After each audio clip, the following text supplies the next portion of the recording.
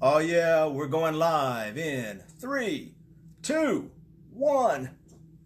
Boom. So, what unites us? Armies, gold, flags, stories. There's nothing in the world more powerful than a good story. Nothing can defeat it. No enemy can stop it. I jumped out of my bed when I heard those words. I was sitting in a hotel room in Zumbrota, Minnesota, and I was getting ready to go do a training session the next day with a bunch of salespeople for a Ford, Chrysler, Dodge, Jeep, Ram store there in Minnesota. And it was the season finale for Game of Thrones. And I'd made the world work around. I juggled things, so I'd made sure that I would be able to watch Game of Thrones, the series finale, at least on my phone. That's the only way I could get it done. I couldn't make it work on my Chromebook, so I had to watch it on my phone. You know, I've got 4.5 inches or whatever, but I managed to get it done. So I'm streaming it there because there's no way I'm not going to see what's happening the next day on social media. So. But when I heard those words, and Tyrion Lancaster said those words, so I jumped out of my bed there in the hotel room and jumped up and immediately wrote it down. That's the answer.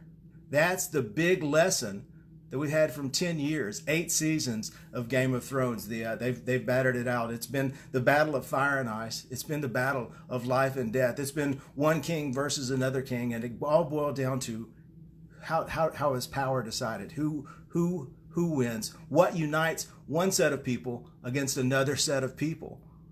What causes all this to happen? What wins the Game of Thrones? And the answer is stories. The ability to tell a story and weave an interesting narrative, and that's what lifts one person up above another, makes them electable, makes them followable. And it didn't just happen in the imaginary world of Game of Thrones. It happens in real life. Donald Trump is president because he knew how to use Twitter better than Hillary Clinton did.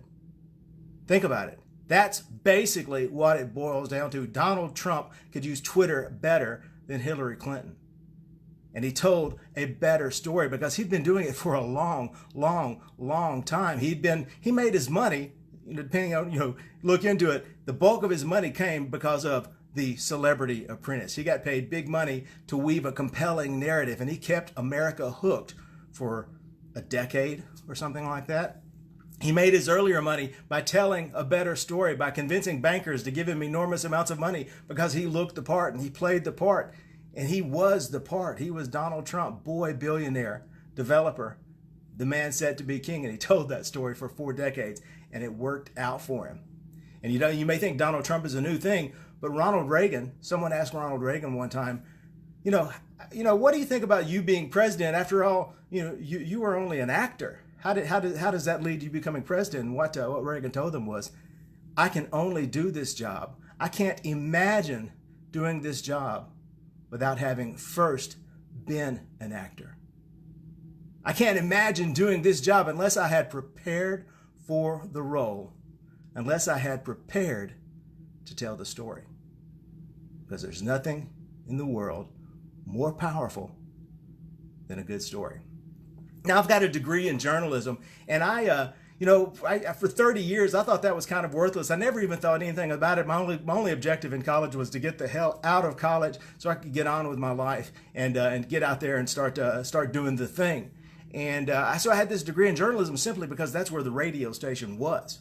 That's where I was spending my time. So I just get a degree in journalism, and I was industrially prepared to write for a small town newspaper. That's what the basic training was, and those small town newspapers have disappeared. And right now, Google makes more money than every newspaper in the United States combined because Google's figured out how to tell a better story. Google's figured out how to help you tell your story, and Facebook. And each one of you has the world's greatest storytelling device in your hands right now. You're probably looking at me on it right now. Your phone is the greatest storytelling device in the history of the world. It's like Gutenberg's press times a zillion squared, whatever big numbers are, because you can tell a story and you can reach people, and they can help you tell the story, and they can share your story. And once a story is shared, it becomes more palatable. More people believe it. So you can tell your tale farther and wider than you ever thought you could. I heard the sales described one time as the transfer of enthusiasm from one person to another. Whether it's enthusiasm for a product, or enthusiasm for the money it takes to buy that product, or the enthusiasm for what that product brings to you, or whether it's enthusiasm for whether we're going to Papa John's or KFC for dinner tonight. Somebody's getting sold, and it's because of transfer of enthusiasm. And the greatest way, the only way to transfer enthusiasm is to tell a better story. So I used this degree in journalism whether I knew I was using it or not. And a few years ago, Google changed the whole world. I call it the Tao of Google. That now Google tells your story. You are who Google says you are. And here's the secret. The story you tell the world changes your world. It changes the way people look at you because they're getting this constant feedback loop about who you are and what you do and how you can help and how you can be of benefit to them and what you're excited about that you want to share that excitement and enthusiasm with. Now, if that's about your job, you have the great device to use it. It's a chance to share enthusiasm and tell your story, because the story you tell the world changes your world. It changes the way people look at you, and you tell it often enough, and you tell it strong enough, and you tell it loud enough, it changes the way you look at yourself. George Bernard Shaw, this is my favorite quote, says that life isn't about finding yourself. Life is about creating yourself. And you create yourself, and you create your reality with the stories you tell. And the life you lead is the story you tell. If you want to tell better stories, lead a better life, be a better you, and tell the tale. I'm Terry Lancaster. If there's anything at all I can do to help, don't hesitate to reach out. Be well.